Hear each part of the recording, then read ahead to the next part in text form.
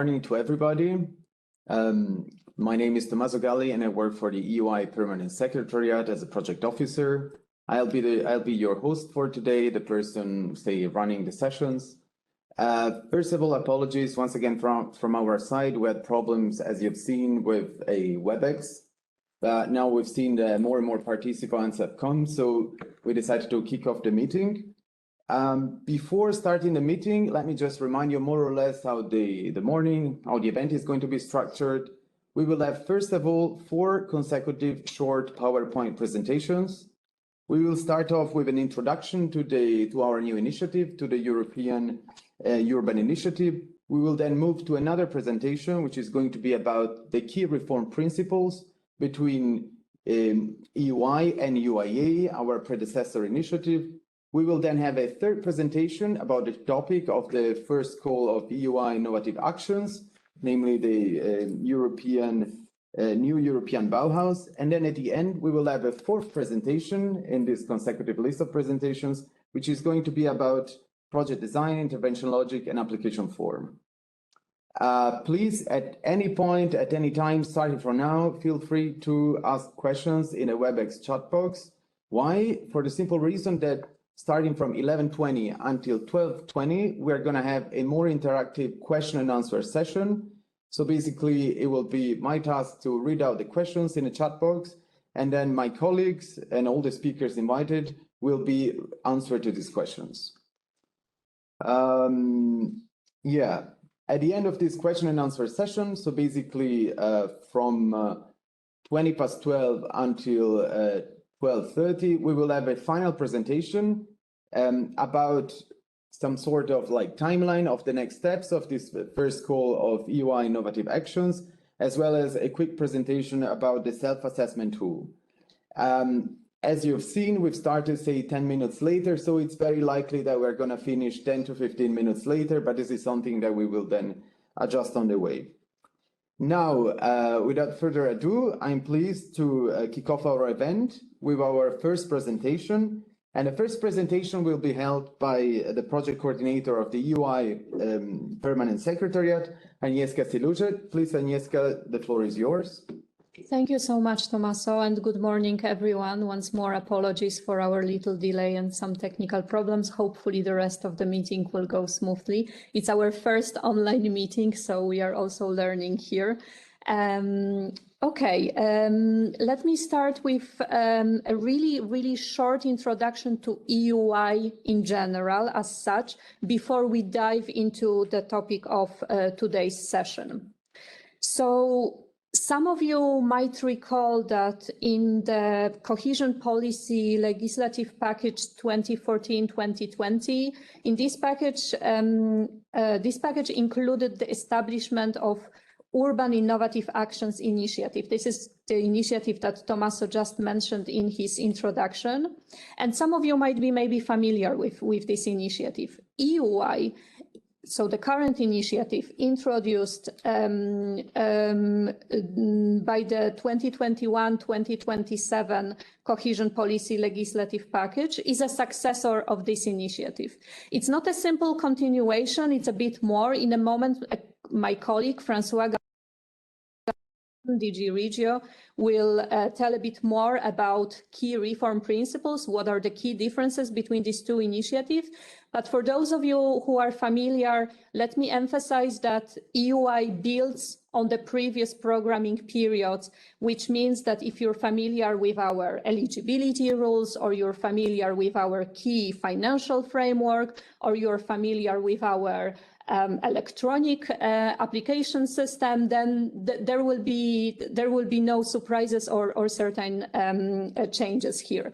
But for those of you who are less familiar with UIA, the previous initiative, don't worry, because today we are also here to walk you through the key elements of the framework of this initiative, and also to explain what are the key elements that we would also like to see in our project applications. And let me also maybe answer a question at the beginning, why innovations? Because this is a very specific initiative. We are here to finance, to support innovations, and why actually this was introduced. This is coming from the observation that the complexity, nature, and scale of urban challenges sometimes require going beyond present state of art and these traditional policies and services. That sometimes it indeed requires innovative thinking. But at the same time, many ideas, potential solutions are not always put into practice. And this is happening for many different reasons. Because of associated risk, because of lack of budget to pilot new solutions, maybe because of fear of failure, and also any other needs that very often are higher on the priority list. So that's exactly why your European Urban Initiative was established, to offer this opportunity to test innovative ideas for real, and to support the cities willing to implement innovative solutions. So we are here to finance, we are here to support, and this is, let's call it a safe space for experimenting. Let me mention that this particular element, the funding pillar of the European Urban Initiative, is just one of the elements of our much broader offer. You see this offer on this slide, and the one that is underlined in red is this only bit that we will cover today. So as you see, we are offering much more. And just to very briefly tell you that there are three pillars of European Urban Initiative. One is the funding pillar, the one that we will be discussing today. But also we are launching pretty soon our second new pillar, capacity building pillar. And we will be soon launching a variety of different sort of activities addressed to support cities in designing and implementing their sustainable urban development strategies, networking activities, peer learning, capacity building activities. And our third pillar, communication, knowledge, and policy, is also something that existed in the previous programming period, but during this programming period, we will attach even more attention to that, meaning that we will do even more regarding disseminating knowledge gathered by the funded projects, also going beyond, meaning organizing different policy labs and preparing different studies. And also EUI will be providing support to Urban Agenda partnership, Urban Agenda for the EU. And we will be launching as well knowledge sharing platform, a new tool, a new European Commission's tool, one-stop shop with urban knowledge for municipalities, practitioners, academics, etc., etc. So I would like to invite you to check our webpage to learn a bit more, not only about the topic of our today's sessions, but also in a broader sense what EUI offers. And saying that, I would like to invite our next speaker, François Galaga from European Commission, from DG Regio, to tell us a bit more about these key reform principles. François, the floor is yours.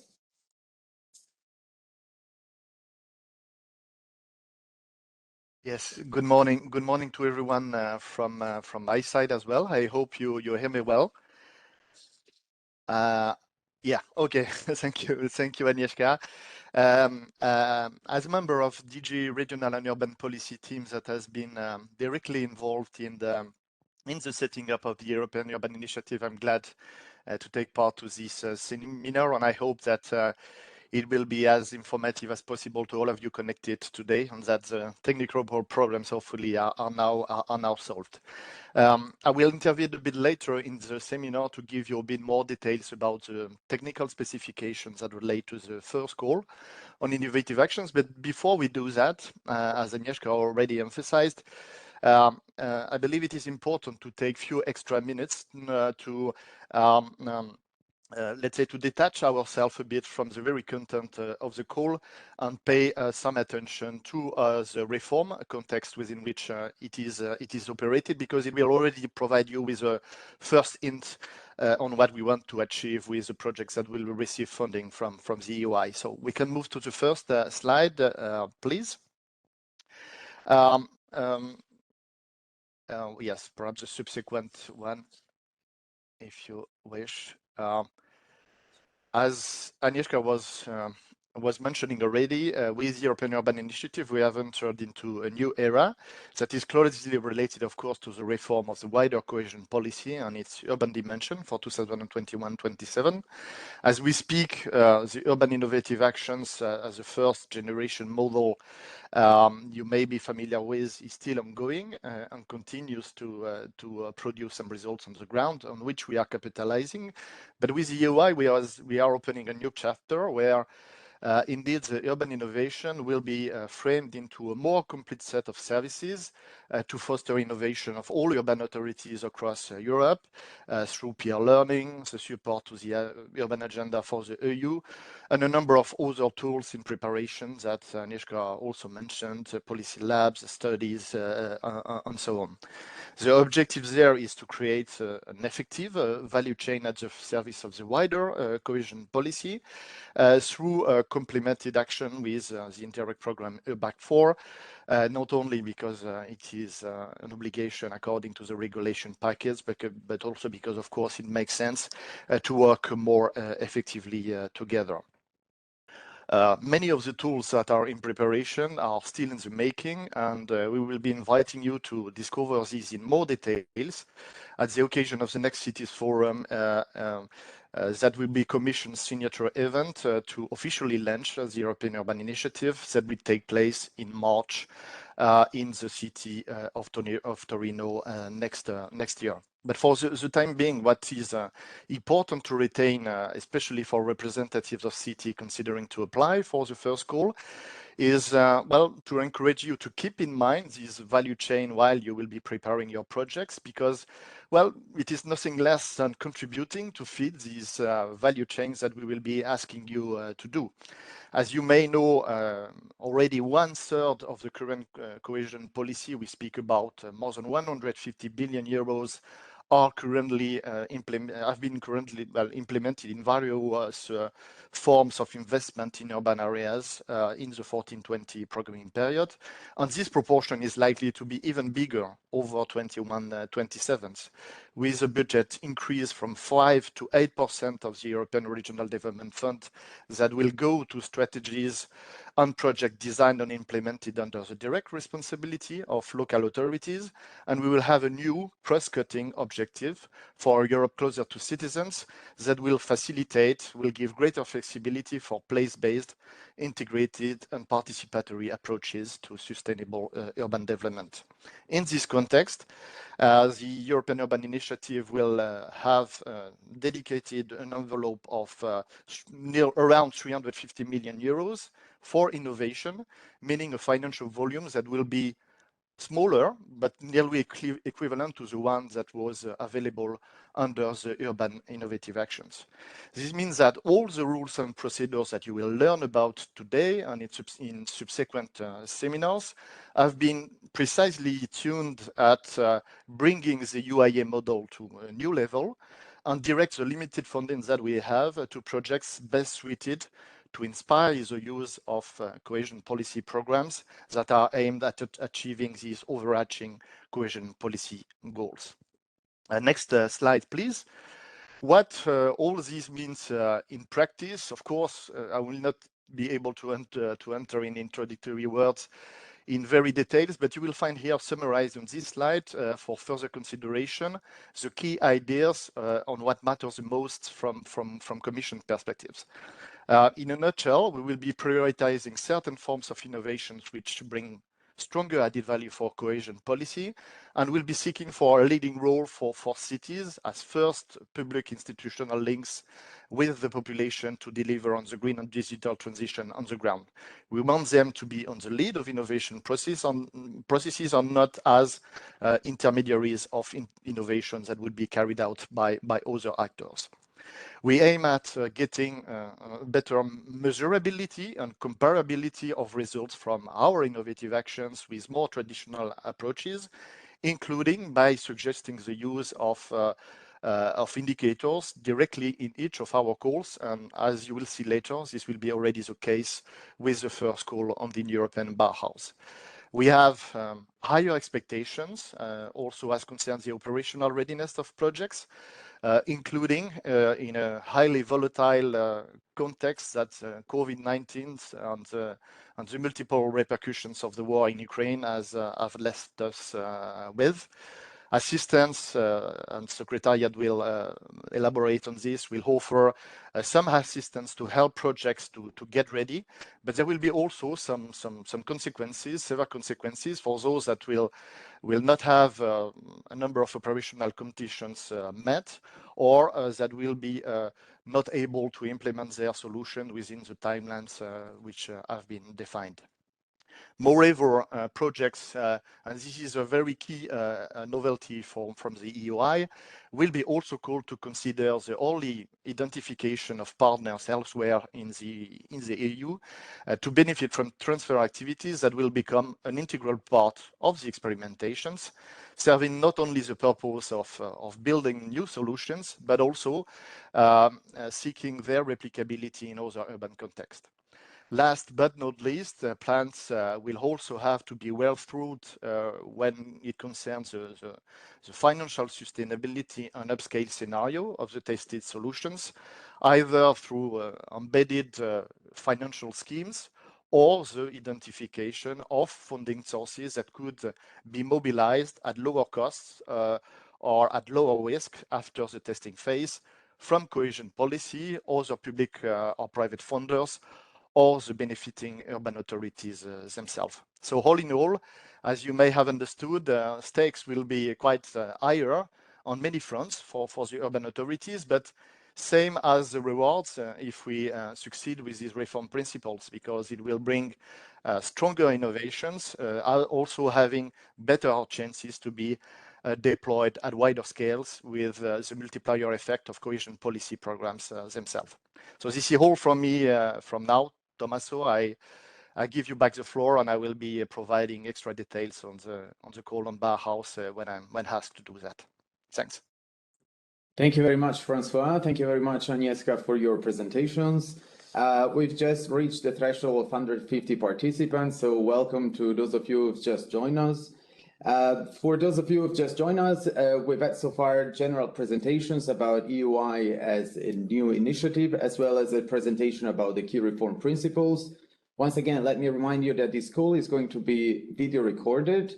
That means that even if you miss the first minutes, don't worry, you'll be able to watch the entire session from the very start.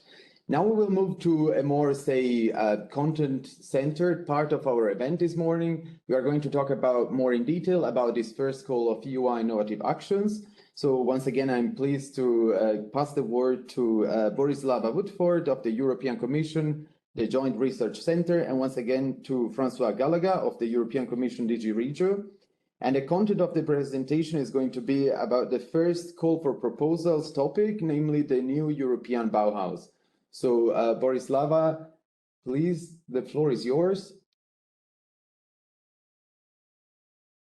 Good morning. Can you hear me, Tommaso and colleagues? Yes, we can hear you. I'm afraid we cannot see you. Oh, wait. Yeah, now we can see you. Very good. Okay, great. You've got my slides out there.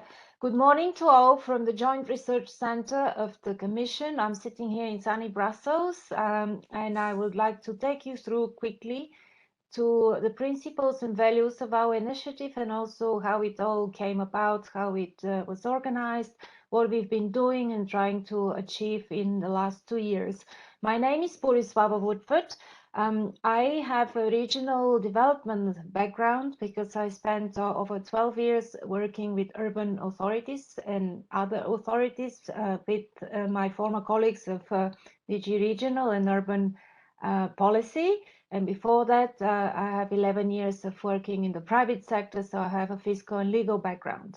What you see there is our logo, the Commission's initiative, which we called New European Bauhaus, preaches and looks out for anything and projects, be it soft or hard initiatives or built environment, but anything that preaches sustainability, inclusiveness, and beauty. Beauty, I would like to stress from the very start that we talk not just the aesthetics of how a building looks like, for example, but we take it into the broader sense of the quality of experience one has inside the building, and how we feel about where we live in the built and non-built environment. Has it been inspired and inspiring to us, and so on and so forth. I have another slide to talk about the pillars, but first a little bit of where we come from and how we all originated as a movement. So it is obviously inspired by the old Bauhaus movement in Europe, originated in Germany over 100 years ago.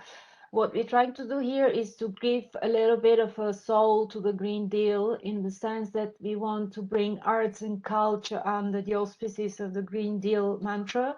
So we would wish the initiative to be a cultural movement as a driving force to the Green Deal. We would wish whatever we do in terms of projects, transformation on the ground, initiatives, soft measures, etc., all of these to be addressing global challenges in a holistic type of transversal, transdisciplinary, multidisciplinary approaches. Our initiative is linked to the renovation wave and the Fit for 55 European Commission packages. These are packages that are aiming to revise outdated directives or propose new legislation. And we are directly under the auspices of the President of the Commission. So we work closely with Mrs. Ursula von der Leyen. Next slide, please, Tommaso. So that is very briefly to tell you that we started in January of last year, having been mentioned for the first time as an initiative in the first address of the Union, State of the Union speech of Mrs. von der Leyen. And we decided to go for a bottom-up approach to co-design our initiative with the open public. We had simply a website that ran for 6 months, and we had information sessions, we had a big conference, we had conversation, and out of it we received over 2,200 contributions that were just people, entities, organizations feeding us information, their academic papers, etc., giving us ideas how to organize the initiative, where to focus it, how they see it evolving. Next slide. Yep, so I mentioned the principles. We work on a participatory, transdisciplinary type of approaches. So we want to tackle global challenges, but really going local, going really down to grassroots type interventions. And we look out for people who are affected by this, really on a neighborhood scale, if you wish. The 4 things that came out of this co-design of 6 months, we call them transformation paths.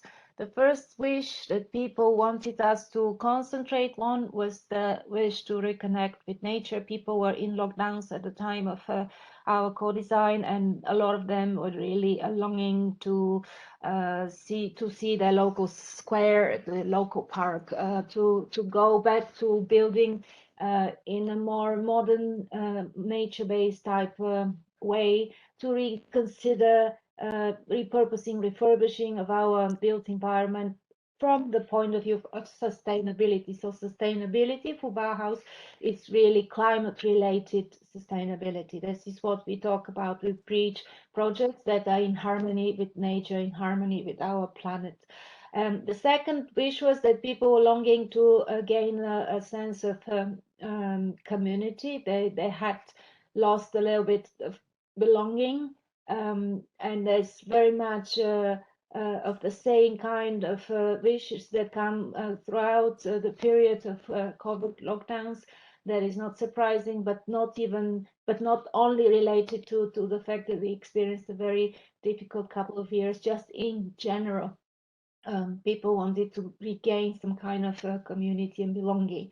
The third item there you see is an obvious one. They want the European Commission's initiative, Bauhaus initiative, to make special attention, to pay special attention and prioritize places and people that need it most. This is linked to togetherness really, and to quality of experience in terms of affordability, for example, of projects and buildings and non-built environment type projects too. The fourth element is all about circularity and the long-term rethinking of our industrial ecosystem. We have ambitions there too. Next slide.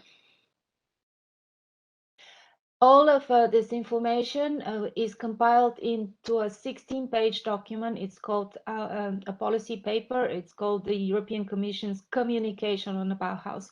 I would advise you to read it if you're going to go and launch yourselves into a project pipeline that you would wish to claim a Bauhaus type project, and you would put it in the application forms of this call of today, the Urban Initiative call. It simply spells out what we mean by beautiful, sustainable together in certain paragraphs, gives the idea of how we wish to continue developing the initiative and insights of how we made sense of all the contributions in the co-design phase and what are our ambitions even post 2022. Next slide. The delivery, what we call now post co-design phase, is the delivery phase of the commission of the initiative. We would ultimately aim to have impact on 3 different levels: transformation of places on the ground. I have a special slide on that. This is really physical, tangible type projects that we're talking about today. We also wish to see transforming the enabling ecosystem for innovation, looking out for new types of innovation, but also maybe even looking into using old crafts, for example, as a way of innovative way of building, especially around preserving cultural heritage type projects. We would cater a lot to educational and cultural projects. We look out for projects from young people. Youth is very important to initiative. And we do that with a cross-policy or cross-programs approach. So we commission Joint Research Center with the help of all the directorates of the Commission are trying to set up the policy context.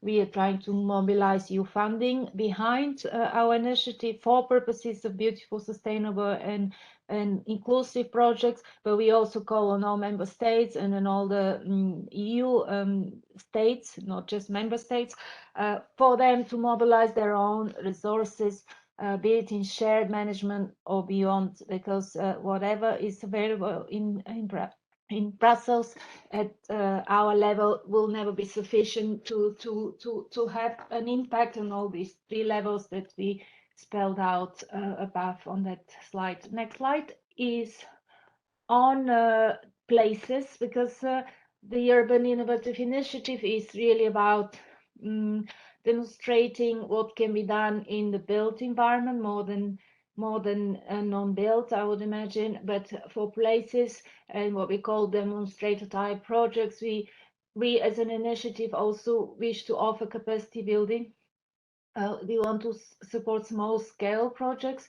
We're looking to different ways of doing that. There is also off-the-shelf urban development financial instrument. It's available on DG Regio's website.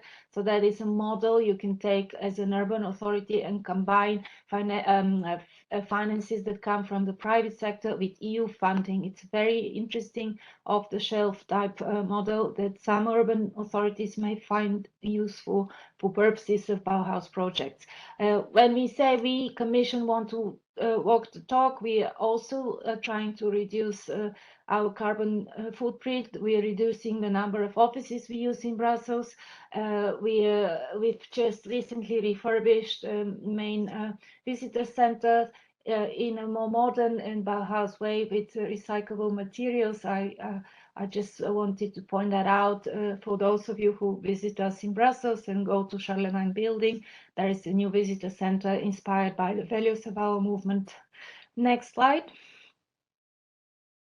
We have a policy lab, which is not a physical space, just where we convened a number of partners from our community to work on different topics. For example, on a labeling strategy, that is a very long-term project, or on innovative funding type of opportunities for our community partners that combine crowdfunding and philanthropy. But we have some projects introduced by our project partners. As you see, for example, Bauhaus of the Mountains, or the Nordic countries talk about Nordic carbon neutral Bauhaus type project, and so on and so forth. We meet twice a month in the lab. I mean, this is really not physically, but online. Next slide. That's our growing community. Very briefly, apart from Mrs. von der Leyen, we have two commissioners, Madame Ferreira on the right-hand side of the picture on the left, and Madame Gabrielle. They help us with a number of high-level roundtable personalities. These people who come and visit us twice annually. They talk to the president. They are very popular in their own professions. Most of them are architects, designers, and artists. And we also work with national contact points. So do not hesitate to reach out for us to be able to give you the national contact points. They are on our website, but you can ask internally LDG Regio colleagues who can you talk to in terms of Bauhaus initiative national contact points. Next slide. That is just a brief sketch of who we have in our European Bauhaus community. We have non-political, not-for-profit organizations. They're very numerous official partners. Their logos are out there, 550 and over. We have these personalities I mentioned. We have already 2 editions of different awards, prize winners, finalists, national contact points, but we also have companies and public authorities that we call friends. Next slide explains a bit, if you're an urban authority and you wish to know what's going on in terms of the initiative, its development, what kind of opportunities for funding we offer, you want to be part of our networking, part of our discussions. You don't have to come every time, but maybe a topic can be of interest to you. You can become a friend, because we welcome what we call for-profit organizations and public authorities within our community. All you have to do is complete a very short survey on our website. So stay tuned if for interest beyond this call. And for purposes of this call, of course, we always have useful information, very well digested, and we send it out on a regular basis.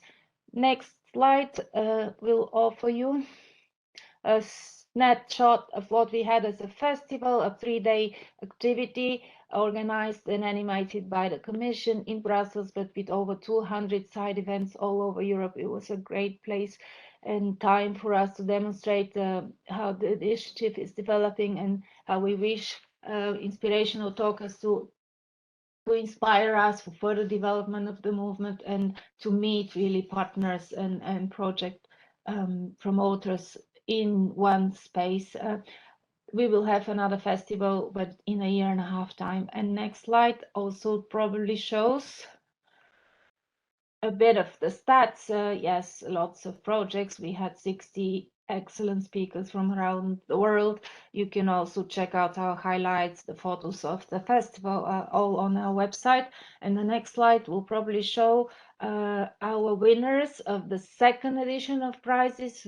I wish you to pay attention to the annual Bauhaus Prize Awards. We do give out money, so 30,000 for a completed project and 15,000 for young people's ideas and concepts.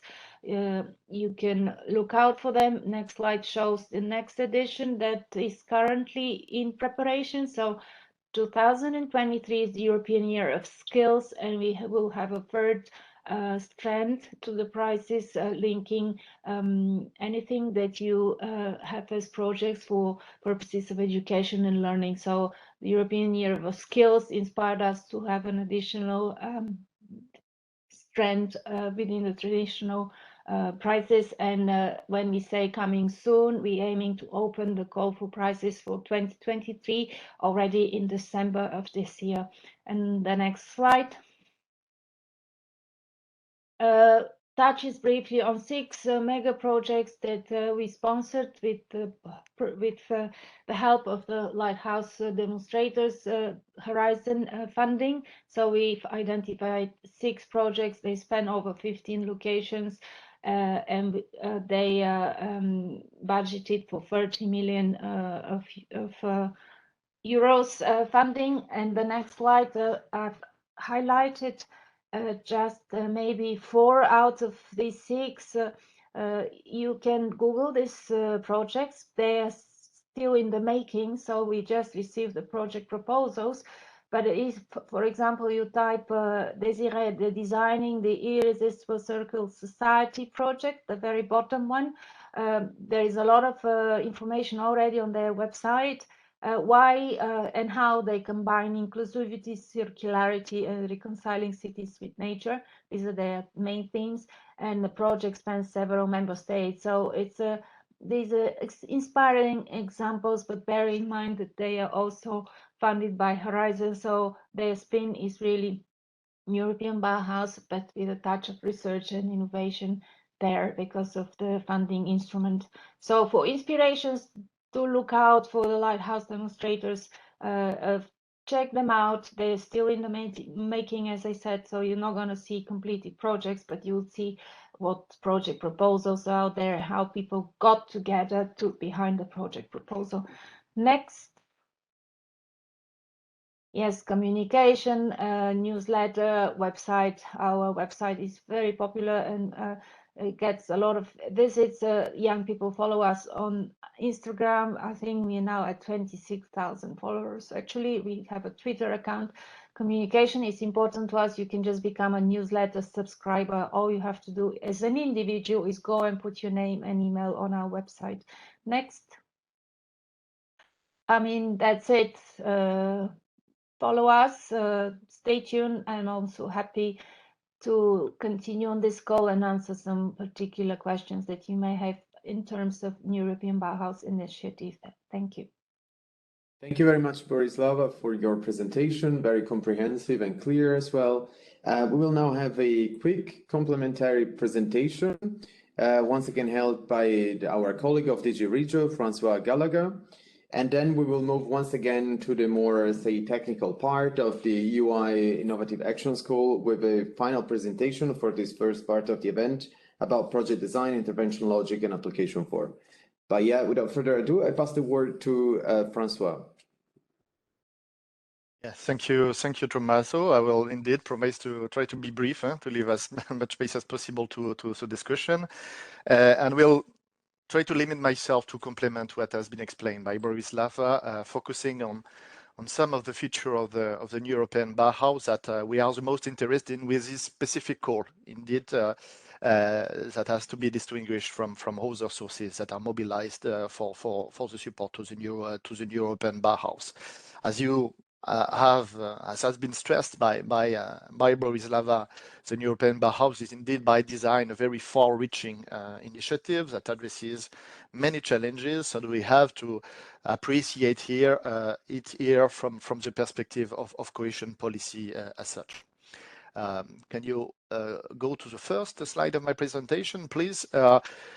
Because in the present course, what we are, of course, looking at would be pilots that will be exemplifying the European Bauhaus core values that Borislava was explaining in 4 areas that we just have the greatest potential to generate projects that can inspire or could be replicated under cohesion policy funds. We call this prompt. For urban authorities, what does it mean? It means that these are invitations for you preparing projects to sync your project ideas with regard to a certain typology of projects in mind, but these do not represent strict categories. What is important to retain here is that the 4 areas have been designed with 2 important parameters in mind. First, the idea to involve the interventions on the built environment as those are, by definition, most likely to translate into projects that can receive funding from the European Regional Development Fund. And secondly, the quest for a high level of cross-sectorial integration and participation that will be expected from any projects expressing the European Bauhaus philosophy and distinguish then these projects from more traditional or less innovative approaches.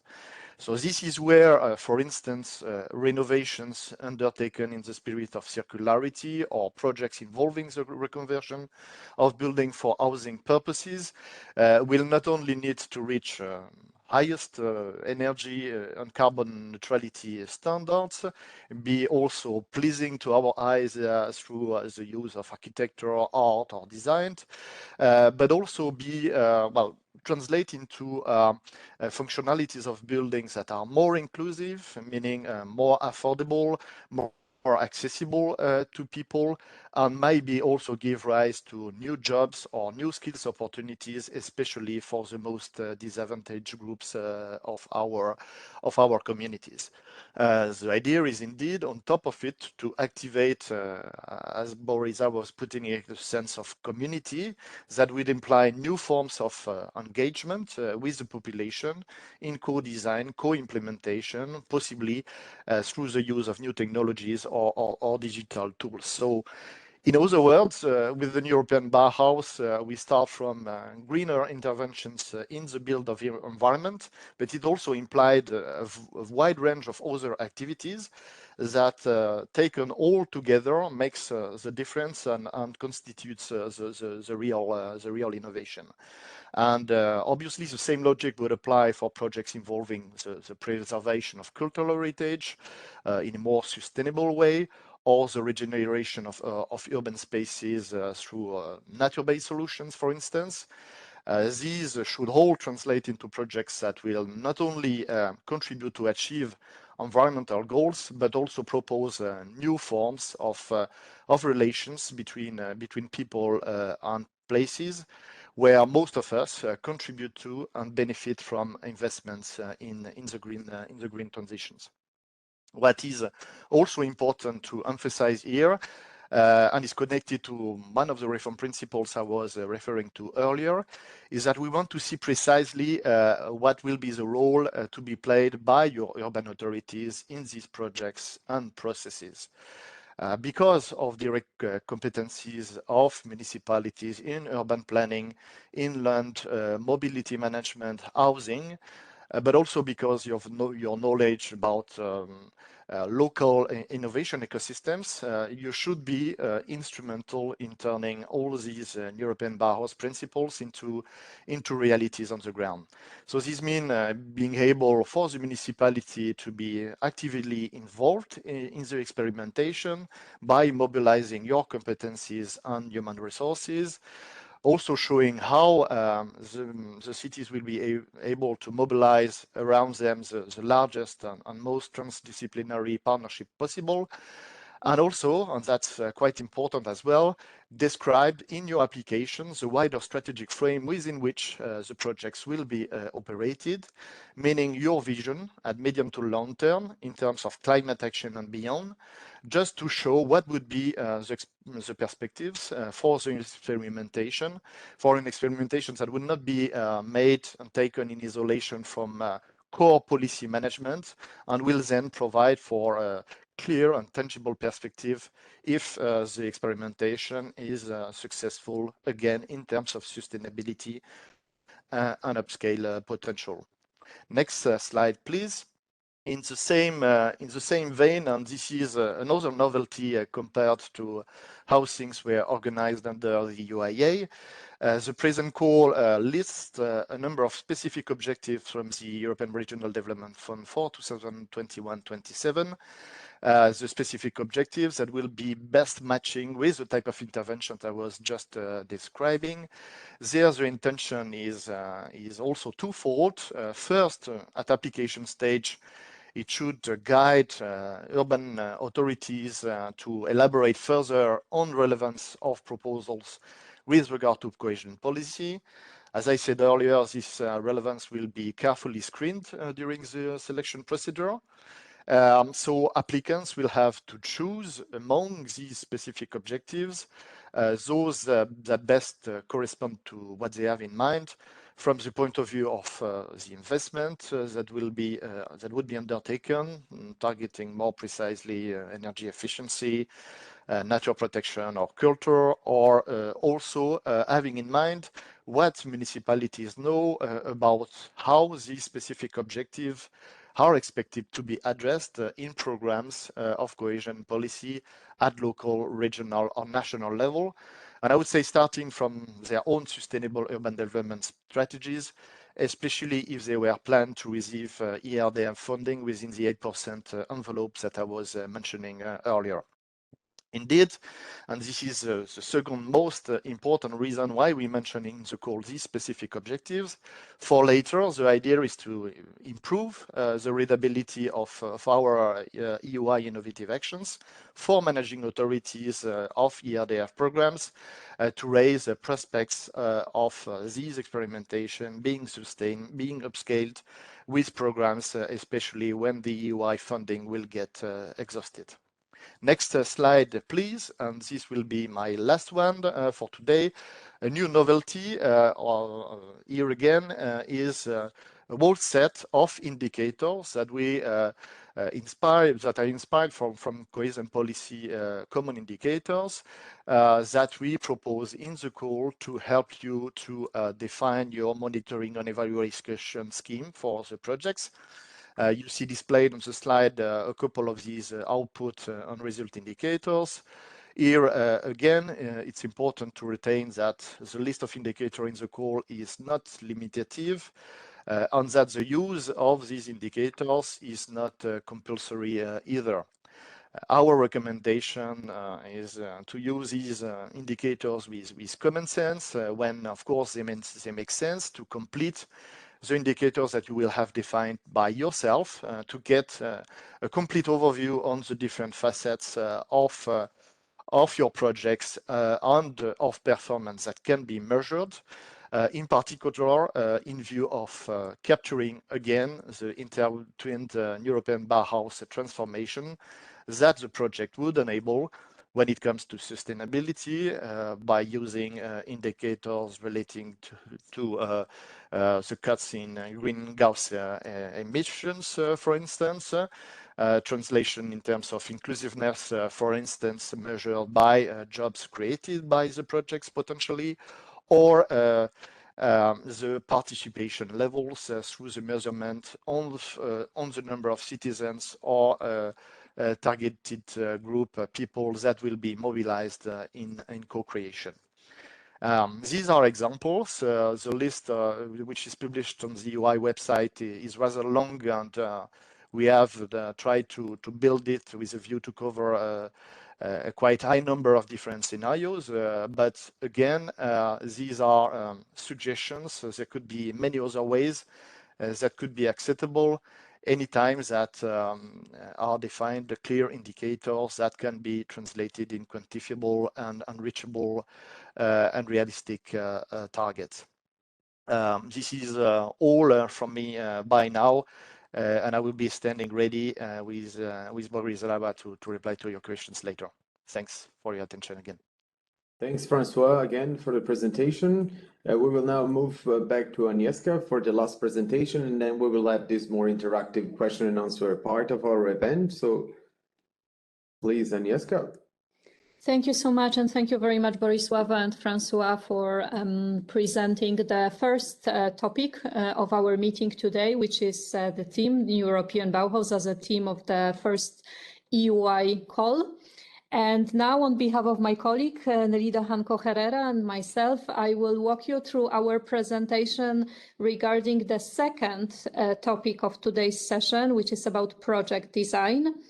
And what we will try to cover now under this presentation are three elements. First, our main features of an innovative solution. In other words, which kind of projects we are looking for.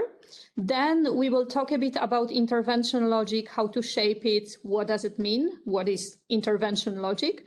And then maybe a couple of more practical announcements or information about the application form. So let's start from the main features of EUI innovative solution. We also noticed that there are some questions in the chat that we hope this part of our presentation will be able to address. So what does it mean that we are looking for an innovative solution?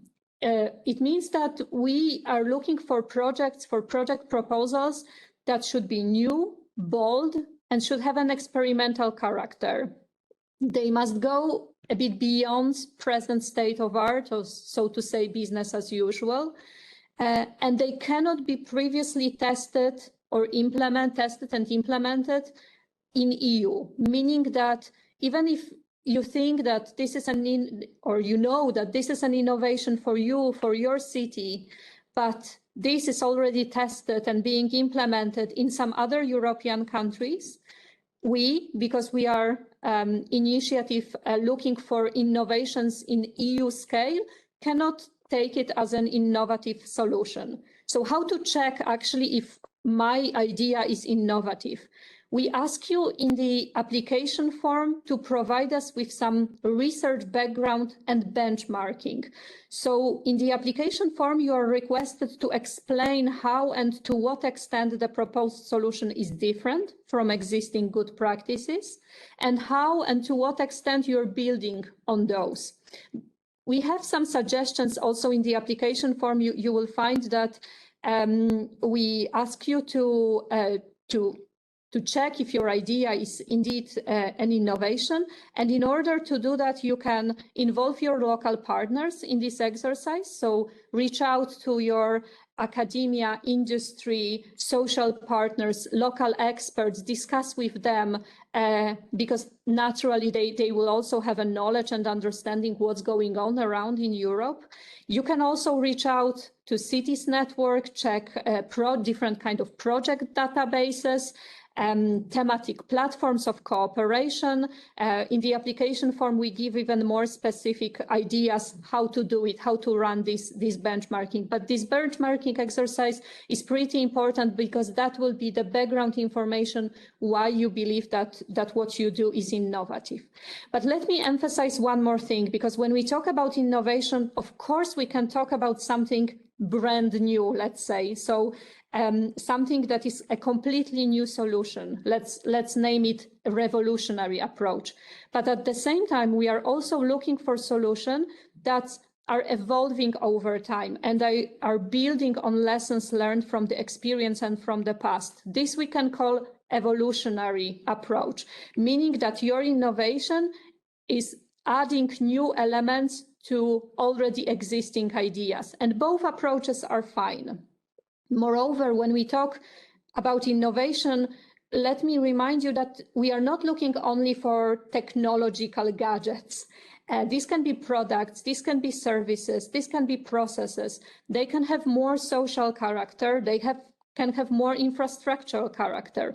We are ERDF funded initiative, which already explains that yes, we look for rather infrastructure projects, and investments are welcomed and encouraged to be proposed. And last bit, this innovative element must be a central component of your solution proposed. So it can be a regular project with some addition added, but it must be, your project must be built around this innovative solution you are testing, you're proposing.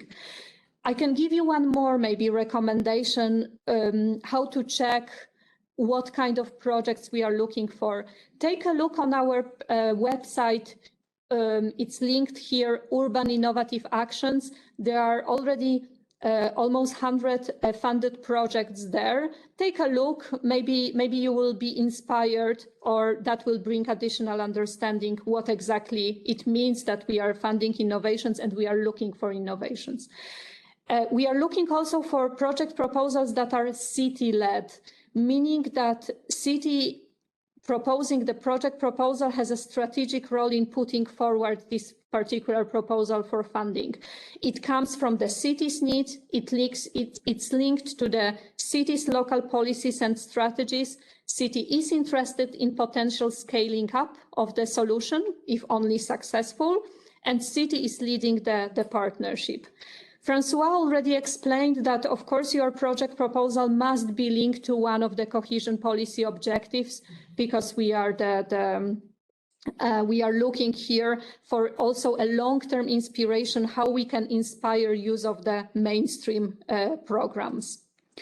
And moving to the next features, of course, we are looking for projects of a good quality. That probably any funding program will tell you. But what does it mean? It means that we are looking not only for brilliant ideas, but also projects that are well thought over, that are implementable within given time framework, and that have a clear and logical work plan. We will talk about it in a moment. Their ambitions are great, but they are also realistic. There is a solid budget, effective management, etc. We are looking for projects with a strong partnership, because it's really difficult, if not impossible even, to implement innovative solutions without having projects around your table. So make sure that you have a good partnership around the table. Seek some experience in your local innovative ecosystem. As mentioned, this can be academia, industry, civil society partners, other level of governments, whomever is needed to really deliver your idea. And we are, of course, following New Leipzig Charter principles, guidance. We are looking for projects that have this participative character, and co-creation is one of the principles. We are looking for projects that are measurable, that have clearly defined changes to be achieved, that have specific, realistic and measurable indicators. And some of them already Francois mentioned, some of them are predefined in our terms of reference. You can find them there. It means that feel free to use from the list whichever are relevant for you, and then add more that are specific for your particular project. And we are looking for projects that will have relevant monitoring and evaluation activities. Why? Again, because in a long-term perspective, we are looking for possibilities to replicate and transfer your ideas, your successful projects, so other EU cities can build on your experience and then can go even further with your experience. We are also looking for projects that has this potential to be scaled up, meaning that the city is committed that if the solution will work, that it will not be just one-time a project that you developed, but it will be something that you will be willing as a city to further use and develop and use even more.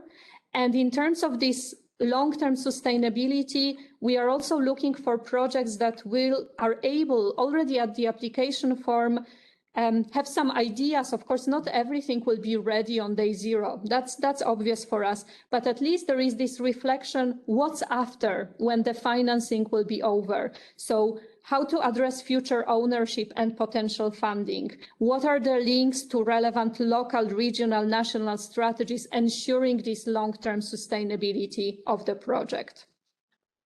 And finally, we are looking for projects that are transferable. You've heard this word transferable already a couple of times during this meeting. Let me explain what does it mean. On the strategic level, once more, our strategic ambition is to have EU-wide solutions being, of course, first adapted to local context, but also replicated and transferred in other urban areas. So that's our strategic ambition. Now, on the operational level, and this is a novelty comparing to UIA. So for those of you familiar with UIA, please note that this is something new here.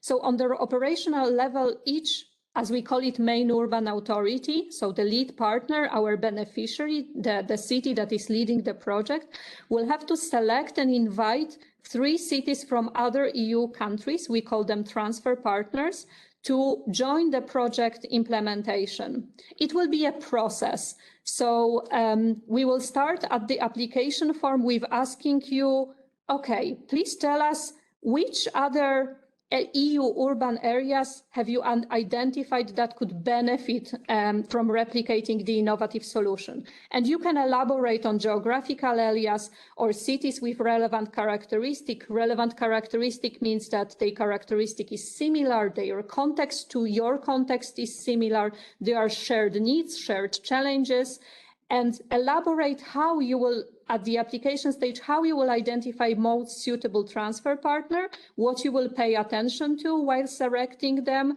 And you can, of course, refer to cities you know, known platforms of cooperation, existing different kind of working fora.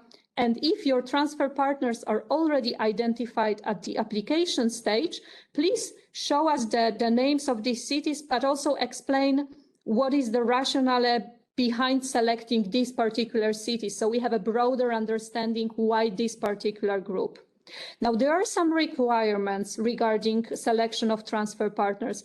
They must be coming from different member states, so through 3 different member states, 2 out of 4 cities, and I'm saying 2 out of 4 because I'm calculating 3 transfer partners and lead city, which we call main urban authority.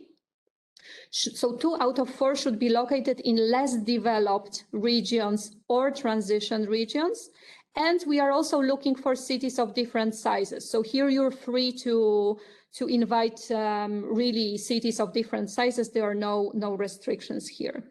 And we will be also working with you during the initiation phase, because transfer partners, the process of identifying them should start at the application form.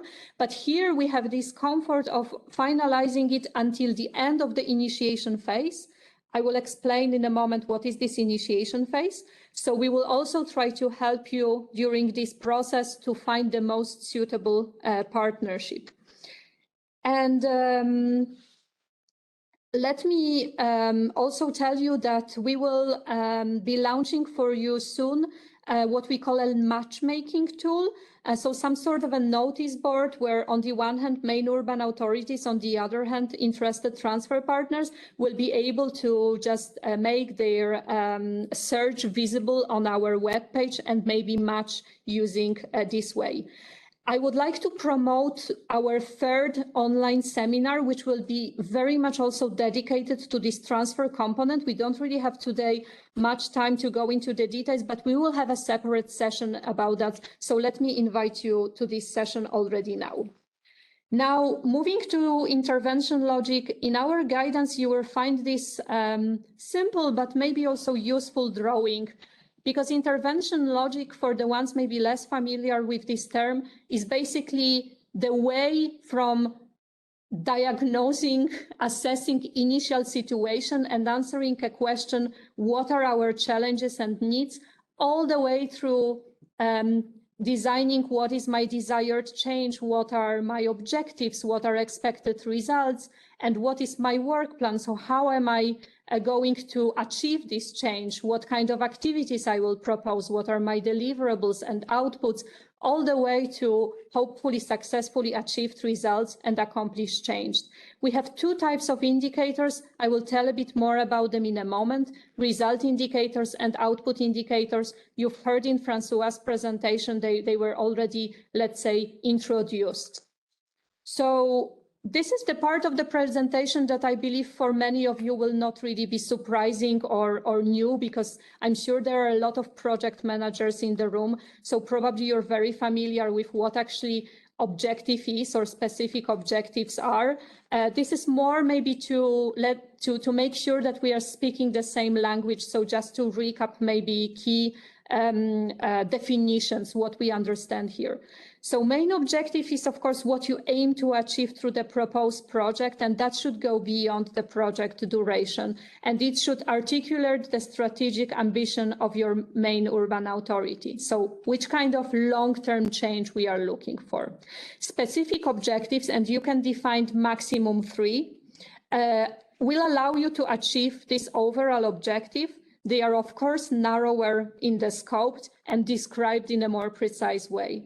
And expected results, again, maximum 3, results that you expect to achieve at the end of the project implementation. So describing the change in the local situation that will be achieved if the project is successful.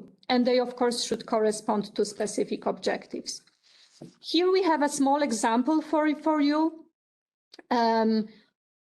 Overall objective in one of the projects we can imagine will be the use of invasive alien species as a resource in CTX. One of the specific objectives in this case can be to develop new approaches for manufacturing new products from invasive alien plant species. So we are turning waste into resource. And one of the expected results can be that local citizens, local community is actually aware and can identify invasive alien species, are aware that there are some certain collection methods and that they have a processing potential and that there is a manufacturer that can actually make use and they can make a connection with them if they are owning a yard or a garden and make a link here. So as a short example for you. We are using, in our methodology in EUI, we are using only 2 types of indicators, result indicators and output indicators. Result indicators are, of course, here to define, are defined to measure your expected results. And of course, their target values should be realistic and achievable by the end of the project. In the application form, we ask you in the narrative opening box to provide us some background information how your result indicators have been selected and defined. If you are building on already existing indicators, or maybe they are brand new, or maybe you're building on existing indicators, but you are changing something. And then for each indicator, we will ask you to provide us with a name, a description, a unit, a baseline, and a target value. And please note that some of them will be already predefined, so you can select from this list. Output indicators, and let me just tell you that because we haven't covered that yet, that output in our methodology is what has been actually produced as a result of the funding given to a project. So they are here to measure and monitor project outputs. And again, in the application form, we will ask you to provide us with an output title, description, indicator, unit, target value, delivery date. So be pretty precise. Main elements of the work plan are work packages. So in other words, main pillars of the project, activities under these work packages. So specific times performed during the project implementation necessary to achieve the objectives. Deliverables, so some tangible and intangible objects delivered within an activity. And the difference between deliverable and output is that deliverable is a sort of a stepping stone before reaching the output. We will show you an example in a moment, because the output is the end product of your activities, of your actions. And of course, each activity will have associated budget and the partner responsible for implementing this. So this is our example. Let's imagine that we have a work package education, and under this work package, we have an activity called training program for the community leaders. And while working on designing this training program for the community leaders, we need to prepare the methodology, we need to prepare the training plan, we need to select, identify, recruit, have pool of trainers, and at the end, we will have our trainings, certain number of trainings. And that will be one logic, but we can also very well imagine that actually what you might want to achieve is actually to develop a methodology of how you would like, let's say, your local district work with local community leaders. So very well, I can imagine a situation that what is in this example methodology that is a deliverable here will actually turn into output if that's what you're aiming at. So it's a bit up to a very detailed design of your activities, but I think it will come naturally when you will be working on your work plan. This is the structure of the application form, and with this slide, I would like to sincerely encourage you to look into a document which is called Application Form Courtesy Working Document. You can take a look. It's a Word version of our online system, and you will see there all the sections and what exactly is hiding behind them. These are our project phases. I would just like to draw your attention that we are now, of course, in the project preparation phase. Then we will have this initiation phase that was already mentioned, 6 months dedicated to readiness checks and ex-ante audit that we will run for all our projects. And the implementation, you can see here what we call light green horizontal work packages. So your management work package, your monitoring and evaluation work package, your communication and capitalization work package. Thematic work packages are basically where your piloting, your experimenting will be mostly happening. This is the core business of your project. You can develop up to 4, and you notice that this ends sooner, so 6 months before the end of the project implementation. Why? Because we want to secure a reasonable time to run evaluation, to build on your piloting, to capitalize on it, to further communicate your project results, and to work with your transfer partners on what was achieved during the piloting phase. At the same time, you see this cross-hatched period work package transfer. Why? Because once you will have transfer partner selected and on board, we give you this flexibility to decide together with your partners, with your transfer partners, when exactly you would like to start your cooperation, but the latest you need to start 1 year after the start of the project. And my last slide is really some just advices and some background information that what you will find in the application form are actually some activities will be pre-filled, deliverables and outputs as well, which means that they are obligatory. Sometimes you will face the limited number of activities, so you can't go beyond certain numbers, so it's worth reflecting how to structure your project. Some activities work package will have limited maximum duration. You've already seen that on my previous slide that, for example, thematic work packages, maximum 3 years. There is a specific character of the transfer work package. Those of you who may be already logged into our electronic system, you might have noticed that part of this work package is blocked for editing. Why? Because we would like first to have selected transfer partners, and then you will work together with them on developing what exactly you want to achieve, how you will work on that. Please note that there is a character limit, so try to be concise and to the point and clearly explaining what you try to achieve. And finally, one more tip, info bubbles, as we call them, info bubbles, so some sort of additional explanation what should be introduced in the application form in the electronic exchange platform are in all EU languages. So that might be another useful material for you to prepare your application form. Okay, thank you very much, and back to you, Tommaso. Okay, thank you very much, Agnieszka. We now move to the more dynamic part of our event this morning, which is about question and answers. I've seen you've sent a lot of questions in the chat. Our colleagues have managed to kind of merge and condense the most asked questions. So I will just start off by reading one question, and then I will kindly ask the speakers to give their input. So the first question is a bit long. I'm gonna read it out. So the call invites cities to consider 4 themes: circularity, preserving of cultural heritage, affordable housing, and regeneration of urban spaces. Can a proposal be about 2 or more of these themes? Is it recommended? That's about the first question. So now I can maybe start with Agnieszka, but then... I think I will already give the floor to our colleagues from GRC and DG Regio. Yeah, then we move with Francois and Borislava.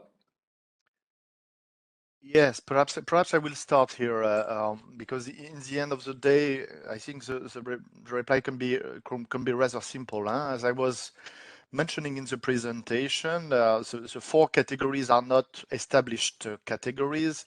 They will be, well, we are not necessarily interested in, for instance, having budget that would be equal for all the four categories. And indeed, there could be combination of elements from the different components as soon as it makes change in view of the interventions that they would have in mind. Again, with regard to the different parameters of evaluation that were mentioned by Agnieszka, and also these alignment with specific objectives of the ERDF. So in a way, indeed, we do not have any specific project, let's say, in the different categories that we would like to be replicated in a number of projects. It does not make sense.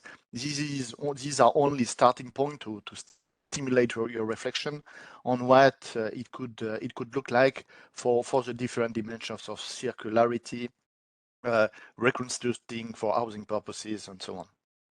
Borislav, I don't know if you want to add anything there. No, thank you. Okay, thank you very much, Francois. Maybe a kind reminder to all the participants back home or in the office. Please, if you have questions, write them in the chat, as you will not be given the possibility to ask questions verbally, vocally. So yeah, just once again, for questions, please go for the chat. Okay, we now move to other questions that we received. Again, I'm gonna read it out. Is the call looking for small-scale demonstrators that illustrate innovative approaches, or for large mainstream demonstrators that show large-scale innovation, or both? This question is for Nelida. Okay. Our initiative is allowing projects to bring concrete elements through investments and infrastructure and construction works if needed, if really needed and duly justified, with the core element of the innovative solution. But with 5 million ERDF and with a time length of 3.5 years, including the transfer mechanism or the transfer aspect, I would really invite you to be cautious in defining your innovative project solution that can actually last this time length, be able to reach the results that you will plan at the very beginning, and complete all the concrete elements, investments, infrastructure, etc., just in time, so the people or your target audiences, the end users, can actually benefit from it, from the use of it during the implementation phase, if possible, because otherwise we would not find the data for putting as part of the results. So yeah, we are an initiative for pilot innovative actions. So I hope this will answer sort of the question. Thanks, Nelida. We go back to you once again with another question. Can primarily rural local authorities that have some smaller urban centers, that is between 5,000 and 19,000 inhabitants, participate? So a question more related to eligibility. This brings to my memory the idea of functional urban areas. Only with functional urban areas, and only if your innovative solution is evolving at the core of rural aspects, then this innovative solution can bring these actors. But these actors, they have to come as part of delivery partners and not as such associated urban authorities, not as such the role of a main urban authority. They can be invited, but as part of delivery partners, if really duly justified, if really well reflected in your intervention logic, in your innovative solution aspect. And but yeah, it has to be really duly justified. Thanks, Nelida. And sorry for that, I will just benefit from this part about inhabitants number. The only partner category that we have in this new initiative that brings no notion of number of inhabitants is transfer partners, equal transfer cities. For those, we don't put a requirement of minimum 50,000 inhabitants. For those, we invite less developed areas with a geographical scope of new member states, even from the European Union, to really benefit from learning, from the experiencing, from the testing, from the implementation phase of the main urban authority local partnership, and then build their own capacities. For those, we just required one criteria, which is degree of urbanization. Those small scale cities, they need to still have degree of urbanization number 1, code 1 or code 2. Thank you very much, Nelida. We now go back to our colleagues of the Commission. There's a specific question about, well, is it confirmed that there will be another new European Bauhaus Festival in 1.5 year time? This is, I guess, specifically for Borislava.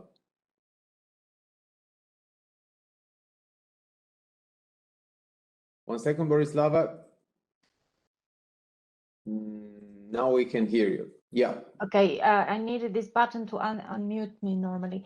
I was hoping that questions would be pertinent for the Urban Innovative Call, but I'm happy to answer this question. It is not yet confirmed. So bear with us. If we're talking about 1.5 years to go, you'll certainly hear when the festival is confirmed and for what dates. Thank you. Okay, another question again, specifically on new European Bauhaus. I'm gonna read it out. For future calls, are Bauhaus type themes likely to be highly relevant, or is it possible that there will be more specific policy focuses, such as under the UIA, where the 12 urban agenda topics were featured at different times? This is a question for Francois, really, but just to say this is a one-off shot. European Bauhaus features only now as an initiative, as a prompt for the first call. Francois, 1 second. Yeah, please. Yes, just to complement there, and indeed, it's well, this is this is a session which is dedicated to this call on the European Bauhaus. So I believe it's perhaps premature to envisage and to further elaborate on what would come next. But indeed, what is probably in the cards, because this corresponds to what has been, let's say, explained in the EUI explanatory memo that is publicly available, that certain correspondence between the topics selected and the evolution of the urban agenda for the EU will take place. So this correspondence will probably be shown in our future calls, but probably we will discuss later about this and try to concentrate on the very first one in favor of the European Bauhaus by now. As I guess the floor, if you allow me, Tommaso, I would like to slightly complement what Nelida was saying about the debate of small versus large scale demonstrators that we are expecting. Of course, we are operating in a playground where the maximum grants will be 5 million euros per projects. But of course, this is a maximum target and there is no minimum target associated to it. But probably you will have understood, and indeed there are quite a number of operational implications on this and need to be carefully taken into account because of a duration of projects that will be limited. But we will be expected indeed, well, interventions on the built environment, just because this is what we are interested under the European Regional Development Fund, again in view of replicability at later stage. Not necessarily fully fledged physical investments, but interventions, the kind of which are described in the call as well when it comes to renovation or transformation of building as such. I think it's important to mention here, because it's of course not the only elements that we want to see, let's say, displayed as an innovation, which can be also having a lot to do with how we interact between professions and individuals in the call itself. But interventions on the built environment is also key in what we want to be seen as project proposals. Thank you. Thanks, Francois. We then continue with my colleagues here at the EUI Permanent Secretariat. So the first question is, could you refer us to a few examples of past or ongoing projects that satisfy the key EUI innovative actions and new European Bauhaus selection criteria? In our website from Urban Innovative Actions, you have 86 projects around the main topics of urban agenda in the past. If I would be in your feed, I would go to check cultural heritage, nature-based solution projects, climate adaptation. Really depends on the nature of the innovative action or solution that you will propose. So we cannot score our 86 projects because the 86 projects are the best examples of innovative solutions we had in the past. So have a look to them and follow the prompts that Francois explained earlier today in the presentation about new European Bauhaus topics or recommended areas, and the specific objectives, results indicators, output indicators that are sort of predefined in the term of references. And according to the solution that you are planning to build together in your local context, then have a look to projects that you find are more related to or could be related to your proposal. Thank you, Nelida. Next question is, can administrations with a more regional approach that act as a group of cities, such as county councils, can be eligible for the call? This is. Let me maybe take this question together with the next question, which is also about the building partnership and having in the partnership both, let's say, metropolitan level or union of municipalities and single municipality, which is part of the same territory. So let me try to answer it with a maybe a broader introduction, maybe for those of you who are not yet that well familiar with our eligible criteria regarding eligible authorities. But let me also tell you that we kindly and sincerely invite you also to contact us individually with your very specific questions, because giving you a quick yes, no, not understanding the full context of the country might be sometimes misleading. So I will try to answer giving you some general hints, but feel free to reach out to us, and then we can calmly check your local situation. The situations in 27 different EU member states are sometimes very different. So let me start from explaining that we have three categories of eligible authorities. First category, which is an single, let's say, urban authority of local administrative unit comprising at least 50,000 inhabitants. But then we also have second and third category.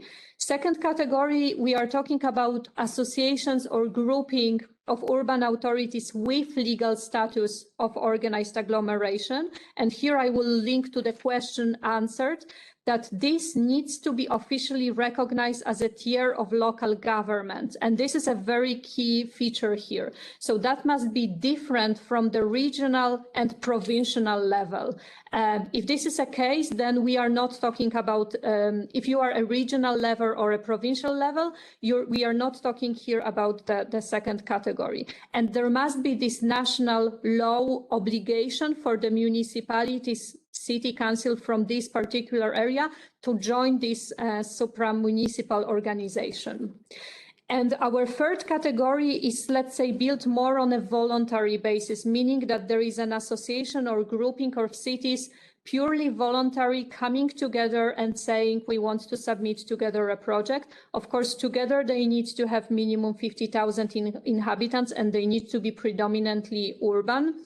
And as already was mentioned in one of the answers, if we are also encouraged maybe to use this option, urban authorities coming from one functional urban areas, if you feel that it's beneficial for you to apply together. Our recommendation is that there needs to be a continuity between these urban authorities, but it's not an obligation. I don't know if Davide would like just to add. compliment for the third category. Here, you have the possibility to bring an association of urban authorities from national and regional associations, while in the second category, it has to be different from regional and provincial, while third category that you will put together, there you can bring those national and regional associations. But again, we encourage you to write us an email with the specific context so we can help you or clarify the eligibility or not of the grouping or association that you are planning. Thanks, Nelida. Now a question that could be potentially relevant for both EU Permanent Secretariat and our colleagues of the Commission. So the question is related to project selection process. How is the aesthetics of the projects evaluated? Is it possible to attach plans in the application form? Maybe I will be happy to give the floor to the colleagues. We can start from the colleagues and then we can complement. So Borisława or Francois, feel free to start. Yes, the second part of the questions, I didn't catch. Plans to be attached, plans for... Is it possible to attach plans in the application form? I assume plans to, for instance, develop infrastructure or to renovate buildings. Borisława, I can cover that part if you cover the aesthetics part. Okay, aesthetics, yes. It's a common question, we get it often. I also like to stress out that for purposes of Bauhaus projects, you should not get hooked up too much on beauty and aesthetics. We're not just talking here about aesthetics in terms of physical look of a building, for example, or, you know, beauty is all very different for us. We all refuse ugliness, if you see. We know what's beautiful in any case, so that is very difficult to capture. There are no criteria as such. What I would like you to think about is more in terms of the quality of experience when you consider the aesthetics part of it. So do you feel safer, for example, if you are in a repurposed building, following repurposing, rebuilding, refurnishing of this building, is it safe against natural disasters? Is it climate change impacted? Is it being used to tackle adaptation measures for climate, for example? And then that would mean that the repurposing, for example, was built with nature-based solutions, with promotion of the right materials that absorb, for example, CO2 emissions. And are you happier that this building is refurbished? This is just to exemplify in the sense that do you like the quality of architecture? Do you connect better with the natural aspects of the building? So are there plants there? Do you feel more comfortable as a whole? Have this project reduced to your feeling of sense of loneliness or that sense of lost belonging, etc.? Have you become more independent if you are, for example, handicapped or elderly? So there are so many aspects to it. In beauty and aesthetics, we also cater for affordability of whatever we're talking here, for people to be able to access these facilities, if that is to do with facilities. Accessibility is also understood in a much broader sense, not just accessibility, so there are lifts for handicapped people. That is not what we mean here. And the much broader sense is accessible for all. Is it open? Is it for free? Is it in a city center where there's, for example, public transport to get to the place, and so on and so forth. And so please refrain from getting stuck on the beauty aspect and think in terms of your project in a broader sense. Consider what you can put as criteria from your point of view, depending on the project itself, because the subject matter is far too vast and we will never be able to give you criteria or selection pointers or whatever we're talking here. So I hope that helped. Thanks, Slava. Now, Nelita. Now, to complement on the second part of the question about attaching other elements, yes, you can attach to the application form. Once you will finish to fill in your application form in the system, in the electronic exchange platform we have provided you, there is a subsection called Annex. There, for annexes, you can, it's not obligatory. We invite you in an open manner if you would like to attach infographics, map of the intervention, any other element that you think could be useful to attach to your application forms, then do it.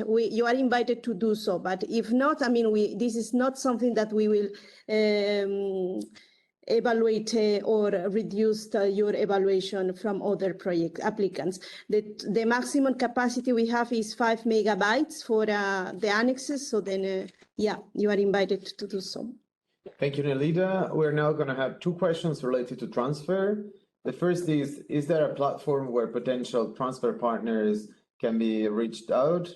And the second one is about the minimum number of transfer partners. Please, Agnieszka. So regarding the platform, this matchmaking tool that I mentioned, we will be launching it beginning of November. So please follow our webpage, and there will be this tool presented. So both, as I mentioned in my presentation, it's both addressed to main urban authorities looking for transfer partners, and then they are able to explain what their project idea is about briefly. And for potential transfer partners, making themselves visible that they are looking for or they are interested more in this element, this, let's say, part of our European Bauhaus topic or another. Regarding the minimum number of transfer partners, yes, we are talking about 3 transfer partners. So it's both minimum and maximum. We are talking about 3 transfer partners joining each approved project. Thank you very much. Now questions more related to finance. The first one is, which is the institution that is going to finance the call? Thanks to the European Commission and the ERDF funds, we are going to co-finance 80% of the project total budget with ERDF funds. So it is the European Urban Initiative with the funds of the European Commission in the form of ERDF. Thanks, Nelita. Second question, more about finances, about the budget share between project partners. Are the recommended percentages for the budget distribution among partners, for example, 60% lead partner, 20% for associated, and so on? Or is it up to the partners to decide how to share the budget? Okay, it is up to the partners to decide on the share of the budget.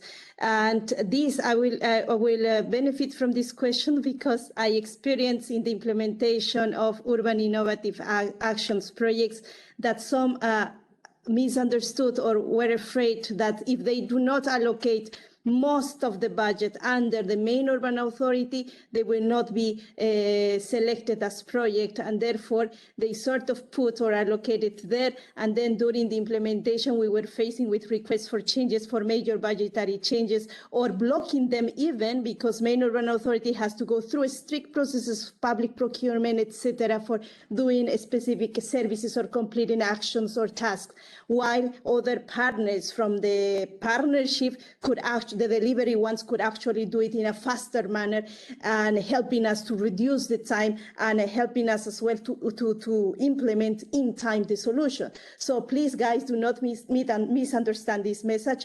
The idea is that you sit together with your partnership, check on your competencies that each organization is bringing on board and say, okay, this is what I am specialized about, so I can do these activities, these actions can be delivered by myself or by my organization, and so on. So, and yeah, what we are only requesting for main urban authority, the leader of the partnership, is that they are responsible towards us because they sign a contract with us by leading the partnership by being responsible financially and by managing the project, but that's it. And then facilitating this implementation of the innovative solution, no, with the other partners. Thanks, Nelida. Now again to you, 2 questions more about the partnership structure and organization. So the first one is, in order to submit an application form with a group of municipalities, private actors, and civil society organizations, is it necessary to have a contractual instrument or agreement to formalize the union for the project? Okay, what we recommend when we are building a partnership of a project, that you always respect equal treatment and transparency. Those are the principles. And from country to country, there is a different way of even checking this, not only by us, but at the national level. Sometimes there is an instructor or a person from the government, from the ministry that is sent out even to recheck the built organization, the built partnership. So that was the case in Spain. So guys, as long as you have respected equal treatment, open and transparent call for bringing your partners together, you should be fine. Maybe let me add one also practical comment. So, and link to another question that I've seen earlier. Someone asked if can we bring NGO as a partner, or it can be only municipalities, urban authorities.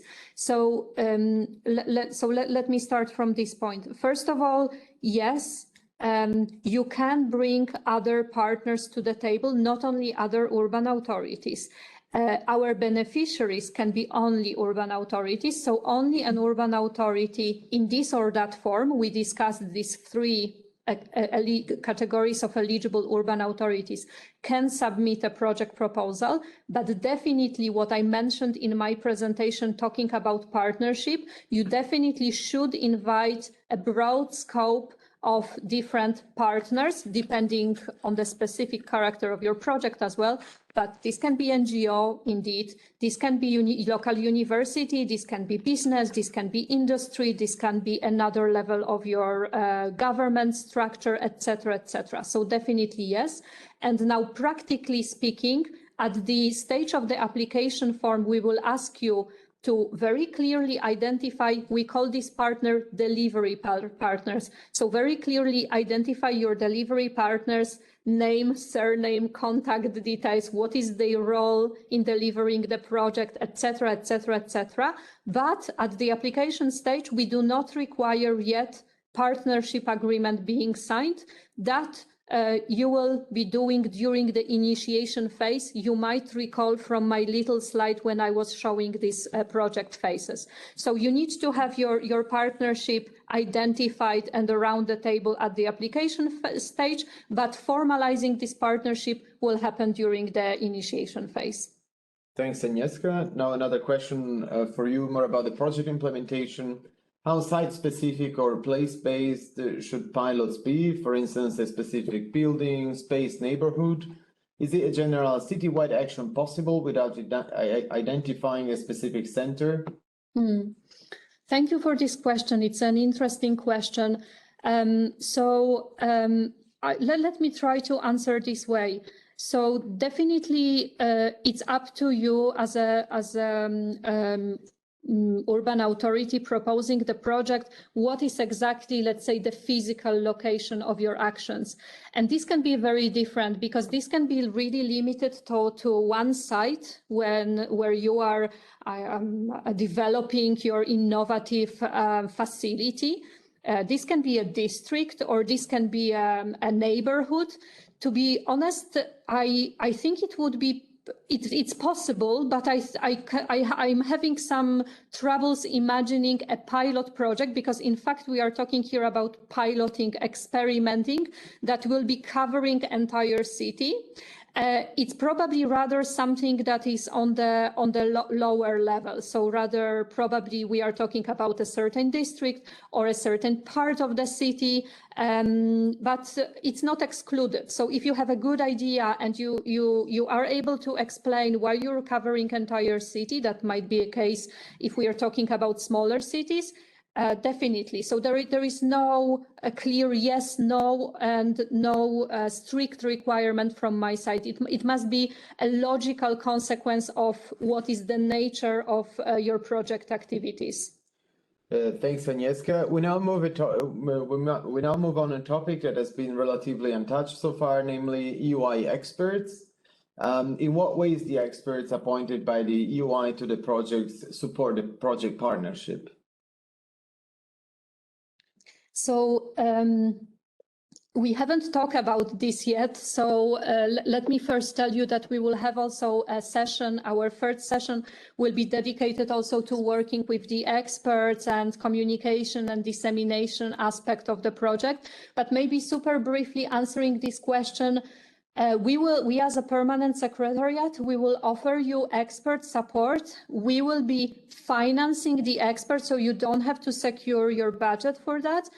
We will be recruiting them, and then we will be opening for you possibility to look into palette, our pool of experts, and with our facilitation select the one that will be with you, supporting you during the implementation on the one hand, but on the other hand, that will also be the person that will help us as a permanent secretariat in capturing the knowledge in your project and then disseminating it, communicating, etc. So experts' expenses are on us, but you will have a chance to tell us with whom you would like to work from the pool we will present to you.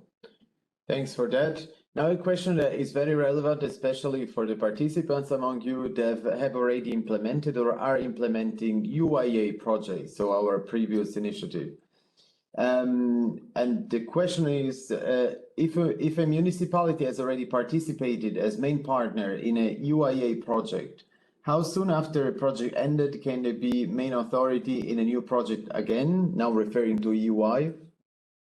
There is no connection with UIA. I mean, European Urban Initiative is starting as fresh, so there is no blocking aspect for you if you are participating as leader of UIA to again submit and if lucky win a new European Urban Initiative project. So you can apply.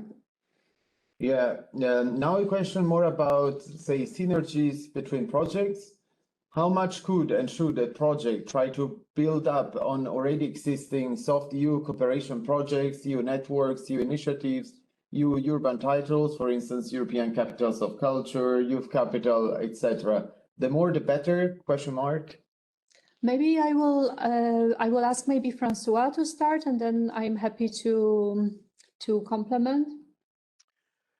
Yes, I will try in a way to and possibly repeat what we were presenting a bit earlier. The European Bauhaus, just because it is a very, again, all-encompassing innovation process that tackle many different sectors, will be mobilizing and is called to mobilize indeed a number of European initiatives in different fields, from research and innovation, environment, or culture and education. And here the point is precisely actually to make you feel or better understand what would be the specific cohesion policy and goals that we are trying to approach more in particular. So I would say that again, from the point of view of building up an informative, a very informed, well-informed application in itself, reference to any other projects that you either are implicated in or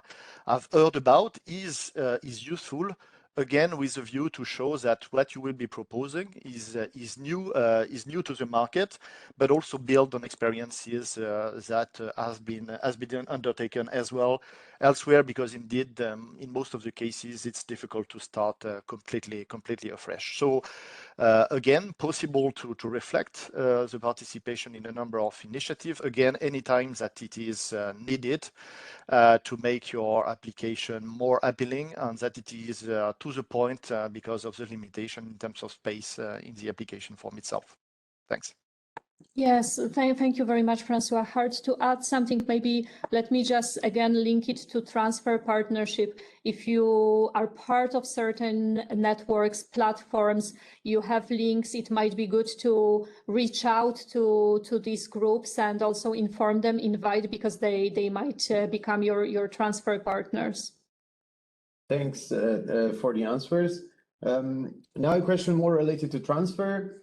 How do you envision the interaction between parties? What level of collaboration are you looking for? And then is the intent for the project to be implemented in the transfer partner cities, or for it to be implemented and the transfer partner cities use that collaboration to implement the project in the future under a separate project? Okay, let me try to briefly answer, but once more, I would really like to invite you for our separate dedicated to transfer seminar, because I see that there are a lot of questions about transfer, so there will be a separate space to discuss it in details.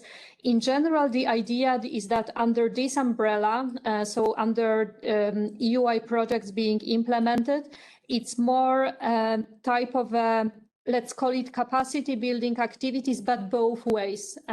So it's not only transfer partners learning from the main urban authority, but also main urban authority being able to clash its ideas with transfer partners and to also build on their experience and their inputs. We did not cover today, because of time, the working methods, but if you look into the guidance, you will see which kind of working methods we are proposing. So that will already also, I think, nicely explain which kind of cooperation we are looking for. So we are looking for knowledge exchange and capacity building kind of activities, meaning site visits, workshops, different kind of discussion platforms dedicated to specific topics or broadly. In terms of adaptation and replication of the project, that will not happen under the scope of this particular project. So the end of this transfer cooperation is transfer partners understanding what is the innovative solution about and how potentially they can adapt and replicate it. But then, of course, they will be invited to search for funding sources in order to implement this project.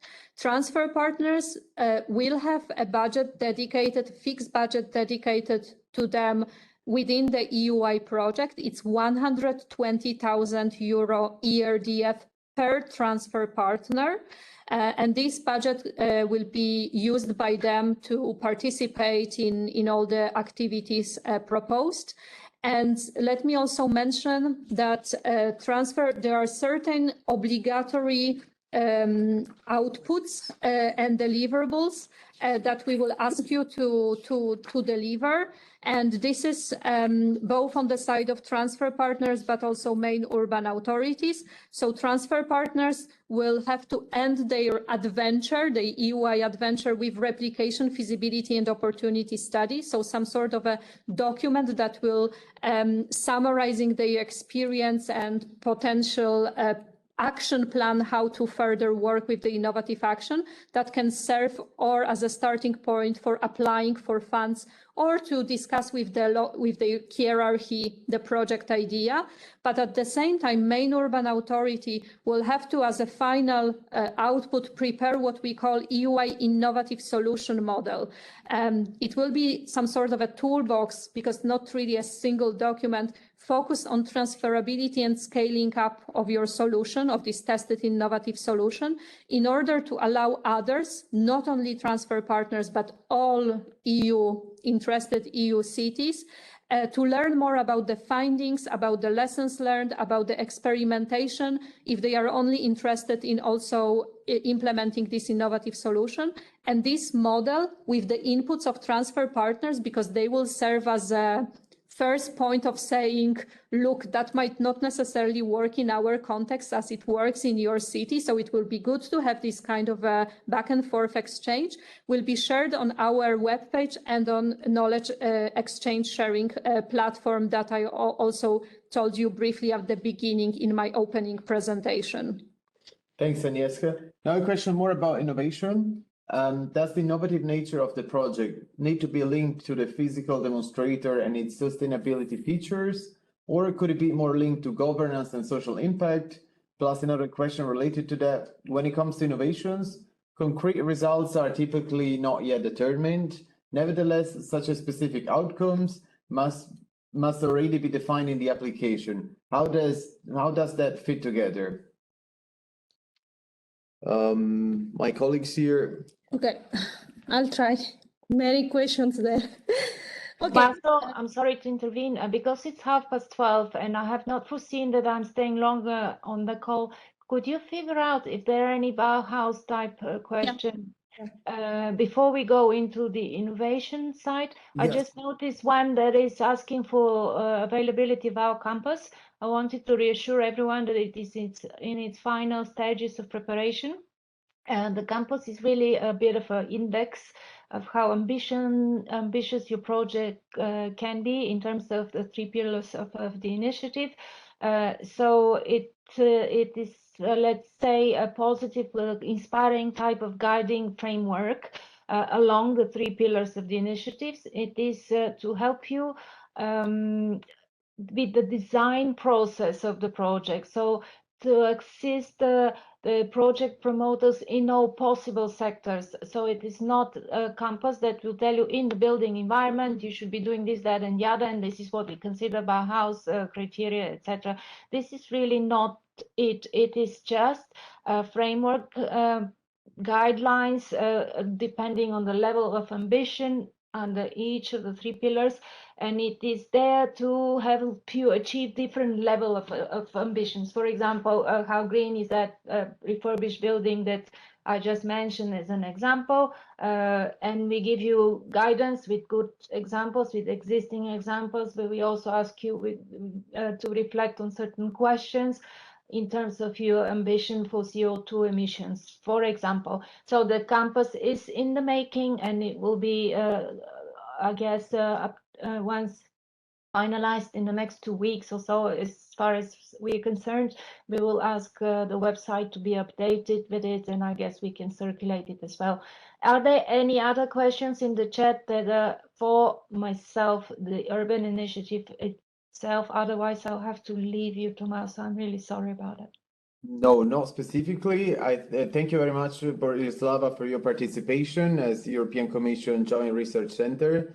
Thanks for all the information you'll be providing in your presentations. We then now carry on with the last 2-3 questions, and then and then we will move to the very final presentation that will be very quick, and that will give you kind of an overview of the self-assessment tool, as well as the next steps of the call and all the supporting instruments of the UI Permanent Secretariat. But before we go back to the question I mentioned before, so once again about innovation, whether the physical demonstration can be linked to governance and social impact, or should it be linked to physical infrastructures to be developed? Maybe first this one. Okay, innovation can be anywhere and everywhere in your innovative solution, or can be in a part or one element of your project. But it is up to you really, and again, the nature of the project solution that you are putting together to really focus there. The physical demonstrator usually or investment, it is a support element needed and has to be duly justified to allow the project partners to achieve the goals, the results, the objectives that they have. I mean, the reason why they have put together the application form or the project. There can also be part, not only the physical demonstrator or pilot hub or a lab, etc., or investment element, but there can be as well another work package dedicated to, or a specific activity dedicated to governance model, co-participation, co-creation, something that is more about social innovation. That is as well welcome. But again, we are reminding you criteria of the Charter of New Leipzig and the co-participation and the co-creation, etc. So then when it comes to how you are going to build that together from the application with result indicators. I know it is not easy, and from the experience in the past, this is why we have decided that now our horizontal work packages, there is one specific dedicated to monitoring and evaluation, where we try to sort of help you or put you the basis with specific predefined activities that can actually help you to build together and to work together with the result indicators that you will identify at the design stage of your application form of your project proposal, and then throughout the implementation phase to finally check on a final evaluation on the final impact or the results achieved. So yes, universities, there was a question about universities and research, etc. Those are more than welcome, depends on how you are thinking on your solution. These are always interesting parties to have. Thanks. Help you with that part. Thanks, Enelida. The last two quick questions. One is about the so-called multiple participation. So would it be possible to apply with several projects, for example, as a partner in city in a project and as a leading city in another project? No, the quick answer is no. And if you can check our, when you open the guidance, actually on page 43 and read our eligibility criteria, you will find there the answer that urban authorities can be involved in only one project proposal in the framework of same call for proposal. So you cannot be a lead city in one project proposal and then associated urban authority in another project proposal. And that also refers to being transfer partners. We received a question on our last seminar. Can I submit a project as a main urban authority and at the same time be the transfer partner? No, it's the same rule. It's only one project per call. Yeah, the last question is going to be about finance. Is the VAT eligible in case it is charged by the partner, input VAT? Okay, these sort of questions, finance related, will be really more than welcome in the next session, online session we have on 16 November. But I will try to answer quickly. VAT, the best person to answer you and check on your organization rules and legal proceedings is the Department of Accountability, etc., or finances that you may have per organization, because you will not only have to declare at the application form which is your VAT status, but as well you will have to prove it during ex-ante control carried out by our auditors, first level controller, to check on the rightness, on the right status, good status, and with a certificate that cannot sort of prove that actually, if you are an organization recovering VAT, you cannot declare this as eligible cost. But if you are an organization that is not recovering VAT, then yes, you can put it or declare it as part of your eligible cost. This is a really complex topic, and it can happen that an organization can have a VAT status for a specific budget or cost categories, and while others are actually recovering costs in other cost categories. So really it is up to the finance and accountant person working in the organization to provide you with this information, and then finally help you to decide on which is the final status of VAT when declaring in the application form. Let me also tell you that Nelida will be also leading for you our finance seminar. So all the finance questions, we invite you to come to this seminar, and we will broadly discuss this aspect of the project implementation. Thank you very much. Dear participants, thanks for all your questions. We hope we managed to provide you adequate answers. We now move to the very, very last presentation, and then we are going to end the event. As said before, this is going to be run by myself, and we will have, first of all, a quick overview of the timeline for this first call of EUI Innovative Actions. As you all know, the call is open on the 10th of October, and it's going to close on the 19th of January at 2 p.m. The indicative timeline that you can find listed in the slide is, as the word says, indicative, but you can refer kind of to this kind of month division when it comes to eligibility check, strategic assessment, operational assessment, and then announcement of the approved projects. We offered already the first applicant seminar on site in Brussels, the 19th of October last week, but we are going to have 3 more future applicant seminars. One is going to be in Vienna, the other one in Vilnius, and the other one in Sofia, and the third one in Vilnius. You can find on the slide the registration opening and closure. Don't worry, because you are going to get these full slides again as a follow-up email of our event, as well as the full registration of the event. So no need to rush and take notes. These very same information are widely promoted by our communication channels, so our webpage, our social media channels, and so on and so forth. But just be reminded that there are going to be 3 other on-site, not online, on-site applicant seminars. They will have a similar structure as the one we've had in Brussels. However, they are going to be stretched from day 1 to day 2. So basically, they're going to be from 12 of day 1 until 12 of day 2. The registration is limited, so if you've already taken part in Brussels, you cannot take part in another on-site applicant seminar, because we want to give the possibility to as many diverse people as possible to take part in our on-site events. Priority is given to urban authorities, because these are mainly our core target group, as well as because they are going to be the lead partners of the projects.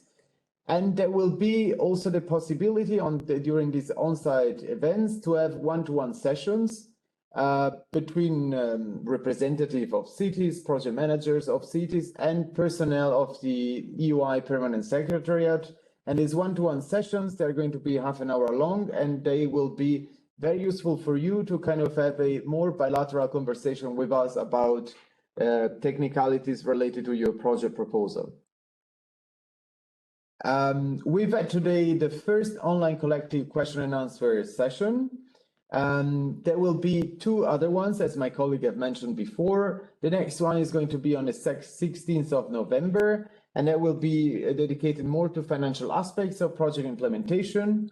And the third one is going to be on the 14th of December, and this is going to relate more to communication, capitalization, knowledge management, EUI experts, and so on and so forth.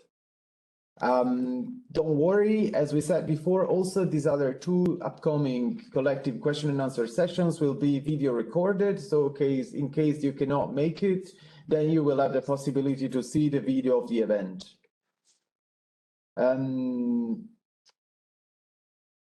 And then, we've already opened the possibilities to have online one-to-one consultations. I said before, it's possible to have on-site one-to-one consultations during our on-site events, but it's also possible to have online one-to-one consultations.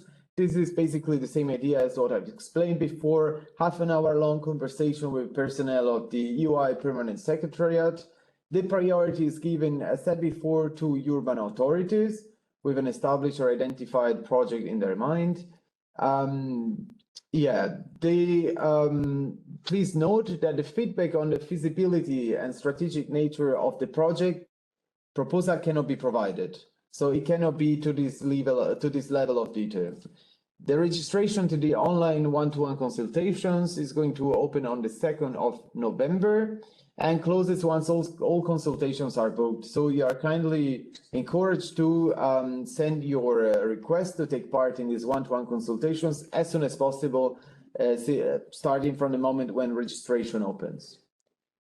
The days of the consultations are already fixed, so you can find them here in the slide, the 14th, 15th, 21st, 22nd November, as well as the 14th and 15th of December.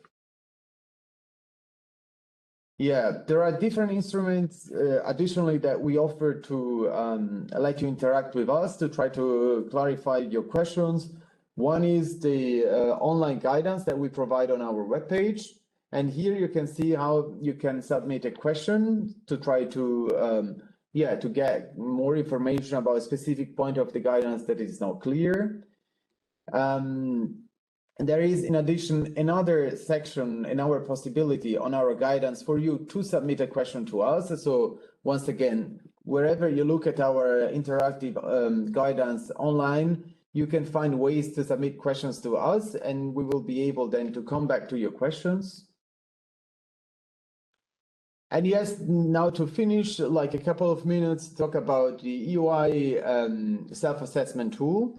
Yeah, like the idea of the self-assessment tool is to kind of guide you, help you reflect and understand whether the main features requested by the call are matching with your idea of project proposal.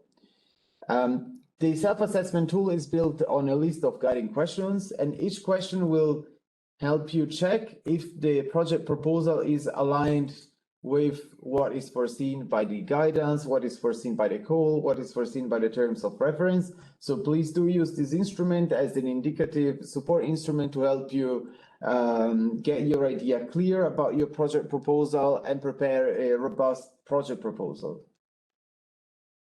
I hope many of you have already used it. It's relatively self-intuitive.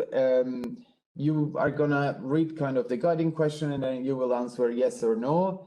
And accordingly, you're gonna get more information about perhaps an aspect of your project proposal that is not ready, is not mature enough, or you're gonna get a confirmation to continue to answer questions. Yeah, that was all about me and all about us, UI Permanent Secretariat. I would like to thank you, all of you, for the participation to this event. I would like to thank Francois and Borislava from the European Commission for their kind participation and all the input they've been providing. I advise you, dear participants, to follow up on our EUI channels and social media to see and to get all the reminders possible about the upcoming events. As you've seen, there's going to be a lot of support provided to you. Concerning this specific event and the next ones online, there's going to be a follow-up email where we will be able to provide you a link to access to the video of this full event. So even if you join the event with some minutes of delay, don't worry, you'll be able to see the entire event from the very start. You will get a possibility to get the PowerPoint presentations, and then don't worry, for the other online events, you're gonna get the password to access to the WebEx meeting. So yeah, that was everything from my side. Thank you again for your time, and see you soon online or on site for our events. Thanks. Thank you very much. Thank you. Thank you very much. Thank you.